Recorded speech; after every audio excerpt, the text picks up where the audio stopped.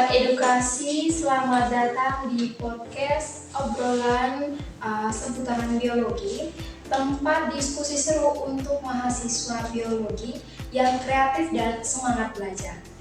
Saya Maria Fatima Usmini yang akan menemani teman-teman semua dalam kesempatan ini untuk memberikan sebuah materi dari mata kuliah proses pembelajaran biologi, yaitu tentang apa sih sebenarnya perbedaan antara media pembelajaran dan juga alat peraga.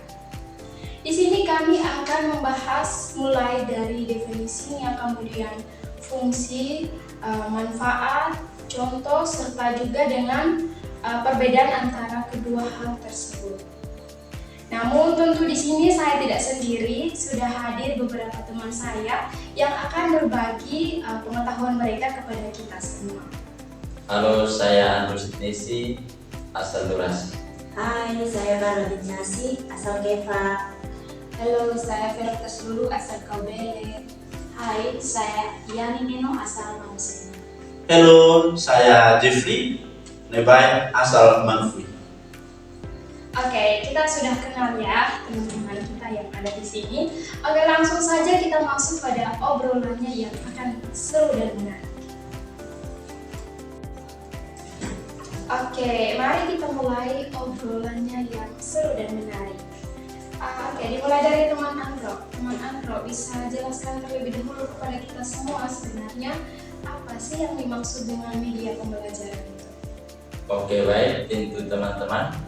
Media pembelajaran adalah segala alat atau bahan yang digunakan untuk menyampaikan materi dari pendidik kepada peserta didik. Tujuannya agar lebih mudah memahami pembelajaran. Media ini bisa berupa gambar, suara, video, atau benda nyata pokoknya segala sesuatu yang membantu proses pembelajaran. Baik, mungkin ini adalah penjelasan dari saya kembalikan. Oke, baik, menarik sekali. Kalau teman Carla, bagaimana fungsinya? Ya, jadi baik.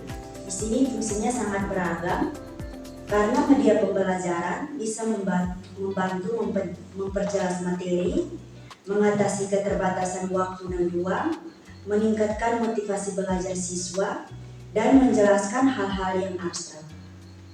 Di sini ada contohnya seperti struktur sel yang bisa dijelaskan dengan model 3 dimensi agar lebih mudah dipahami. Oke, dengan begitu mungkin belajar jadi lebih terasa nyata ya. Oke, ada teman Vero bisa jelaskan kepada kita sebenarnya apa sih manfaat dari media pembelajaran dalam pelajaran biologi? Ya, tentu manfaatnya sangat jelas, teman. Media membantu kita memahami konsep-konsep yang sulit. Misalnya, pada siklus Krebs yang cukup rumit akan lebih mudah dipahami jika dijelaskan menggunakan animasi. Selain itu, media pembelajaran juga dapat menyesuaikan dengan berbagai gaya belajar siswa. Ada yang lebih mudah belajar dengan visual, audio, atau gerakan langsung. Iya, setuju. Oke, nah teman Yani bisa jelaskan kepada kita mengenai jenis-jenis dari media pembelajaran itu sendiri? Baik, teman Fata dan teman-teman. Jadi ada 5 jenis utama dalam media pembelajaran. Yang pertama itu media visual. Itu seperti gambar, diagram, poster, kemudian media 3 dimensi berupa rantai makanan pada ekosistem saraf. Yang kedua itu media audio berupa rekaman atau podcast yang sekarang kita lakukan ini. Terus yang ketiga itu ada audio, ada media audio visual. Di situ tuh seperti kayak kita membuat membuat video pembelajaran atau kita membuat animasi. Terus yang keempat itu ada media cetak. Di situ ada bisa buat buku, koran iya, atau bukan modul iya. Terus yang kelima itu ada media digital atau interaktif. Di situ seperti simulasi komputer atau e-learning. Ya. Jadi misalnya dalam pembelajaran biologi itu kita membuat sistem pernapasan, iya kan? Sistem pernapasan pada manusia. Di situ Video animasi. iya. Di situ kita bisa membuat video animasi berupa aliran udara yang dari hidung ke paru-paru begitu. Sekian dari saya. Oke, menarik sekali. Iya. Baik, sekarang kita masuk pada inti pembahasannya. Oke, teman Jeffrey, bisa jelaskan kepada kita sebenarnya perbedaan antara media pembelajaran dan alat peraga itu seperti apa? Oke teman-teman, tentu ini memang sering membingungkan. Jadi media pembelajaran itu ruang lingkupnya luas. Semua media membantu untuk menyampaikan materi.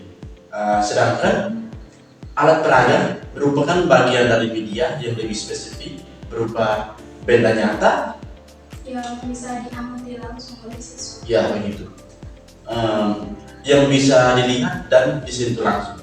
Contohnya model kerangka manusia adalah alat peraga. Tapi teman-teman, jika kita menonton video tentang kerangka, itu termasuk media audiovisual alat peraga. Sekian dari saya. Oke, baik sekali. Sekarang jadi lebih jelas ya pembahasannya. Sekarang kita masuk pada pembahasan yang berikut. Oke, teman Carla, menurut teman Carla itu menurut teman Vero, tujuan dari penggunaan alat peraga sendiri itu apa? Baik, tujuan dari penggunaan alat peraga itu agar peserta didik bisa melihat lebih nyata dan konsep pembelajaran, sehingga peserta didik membuat pelajaran menjadi lebih konkret. Misalnya, saat pembelajaran organ tubuh hewan, kita bisa menggunakan awatan asli untuk diamati secara langsung. Oke, baik sekali. Oke, teman Carla, bisa kamu tambahkan sedikit mengenai contoh dari alat peraga itu? Ya, jadi baik. Di sini ada beberapa contoh. Contoh yang pertama itu model 3 dimensi organ tubuh seperti jantung dan ginjal. Yang kedua itu boneka anatomi. Yang ketiga itu preparat mikroskopis. Yang keempat itu awatan tumbuhan dan hewan. Dan yang kelima itu poster interaktif tentang sistem organ. Jadi baik, alat-alat peraga di atas itu bisa juga dibuat sendiri atau dibeli pada toko pendidikan atau toko-toko yang ada di sekitar kota kita masing-masing. Oke, baik. Luar biasa ya penjelasan dari teman-teman semua. Saya rasa penjelasan dari teman-teman saya ini sangatlah baik dan mudah untuk dipahami, dan saya yakin teman-teman yang sedang menonton ini pasti sudah memahami inti dari pembahasan topik kami pada hari ini, yaitu mengenai perbedaan antara media pembelajaran dan juga alat peraga. Oke, nah sobat sekalian, dari pembahasan kita hari ini dapat diperoleh beberapa kesimpulan yang sangat penting. Yang pertama mengenai media pembelajaran. Media pembelajaran ini merupakan alat bantu yang sangat beragam, bisa berupa gambar, kemudian suara, video, maupun media digital lainnya yang berfungsi untuk meningkatkan efektivitas pembelajaran di kelas. Yang kedua itu ada alat peraga, di mana alat peraga itu juga sebuah bagian dari media pembelajaran, namun ia berupa benda yang nyata yang bisa dilihat langsung oleh siswa seperti yang telah dijelaskan oleh teman Jeffrey tadi. Nah, sehingga dalam pelajaran biologi, kedua hal ini sangatlah penting. Kenapa? Karena agar siswa itu jadi belajarnya itu jadi lebih menarik dan proses belajar di kelas itu lebih terasa nyaman dan bisa mudah memahami materi tersebut dengan baik. Oke. Nah, teman-teman semua, semoga podcast kami pada kesempatan ini dapat memberikan manfaat dan juga menambah wawasan bagi teman-teman semua yang menonton, dan khususnya bagi teman-teman di luar sana yang bercita-cita untuk menjadi seorang guru, ya guru biologi di masa depan. Tetaplah kreatif dan juga semangat belajar. Semangat. Oke, saya Maria Fatima Usfinit bersama dengan kelima teman saya pamit undur diri. Selamat sore, sekian dan terima kasih.